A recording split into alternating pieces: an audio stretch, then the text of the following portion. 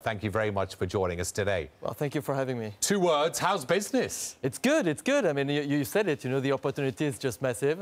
The industry first is a big industry. You named the numbers. I mean, it's the numbers from Bain & Company. 262 billion in terms of personal luxury goods. Only 9% is done online. So you can imagine the potential. And Bain & Company think that 25% is going to be done online by 2025. Right. So the growth is just massive. We're extremely well positioned to benefit from it. And you want to be the #1 luxury fashion commerce company in the world. How do you achieve that? I think it's, it's being close to our customers. It's the opportunity of telling a story behind the brands. It's literally understanding how the customer behavior has shifted over the years. What customer wants today, it's to be inspired. So we are a luxury platform where we curate. We have a very strong fashion point of view. We select the brand in a very careful way, and we carry a very strong curation on the site, both for men and women. And we are known for that fashion point of view. And this is what we think what customer wants, and they're telling us that every day.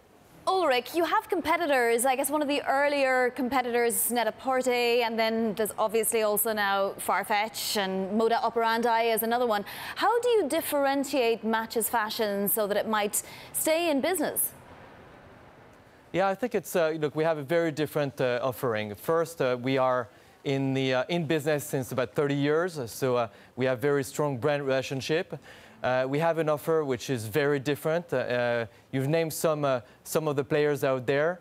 We have only a 15%, so 15% crossover of products with them. So our curation is very, very different. We have a very luxurious proposition. I think we have the highest average basket today online. Because we really want to focus on that luxury positioning. So I would say, to answer your question, the positioning of the product, the positioning of the point of view, the storytelling, the fact that half of our website is produced by content, and the way we merge content and commerce together through technology is I think one of the reasons why we're one of the pure pioneer in fashion and in luxury and in tech overall in the digital space. Ulric, fashion has a lot of headwinds at the moment. How do you maintain margins, maybe try to increase margins? It feels like people can order anything they want, send it back. You're responsible for the returns, the packaging, all of this.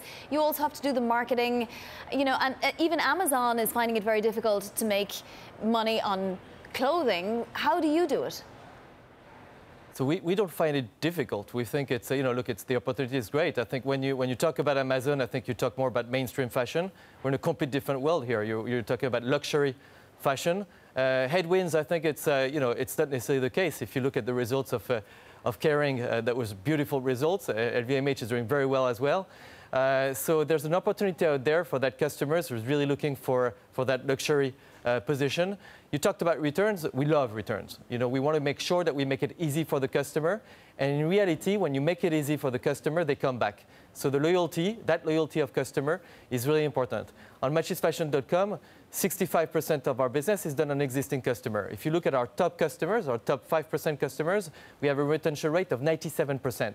So that loyalty is something that we work on every day. I guess the opportunity is how do you bridge the gap between physical and digital every day. So in the UK, in London, we've released a 90-minute delivery service. We're the first company in the world in luxury to release an on-demand delivery service. And this is what the customer wants. They want conveniency. And this is what we're working on every day. Well, I know one of your major focuses now is speaking at the WWD 2020 Retail Forum in Tokyo. How important is the China consumer and the Asia consumer more broadly? You talked about Europe and the US. We just literally right now heard KKR's Henry McVeigh talk about China and spending on experiences, how important that is. Yeah, I think it's very interesting. Look, 95% of our business is done online. 80% of that business is done outside of the UK. You mentioned the US. The US now is becoming our #1 single country. And Asia is a big part of our business. We look at Asia in different ways. For Asia, for us, it's APAC, so inclusive of Australia. You have different countries. You look at Japan. You look at the opportunity in South Korea as well.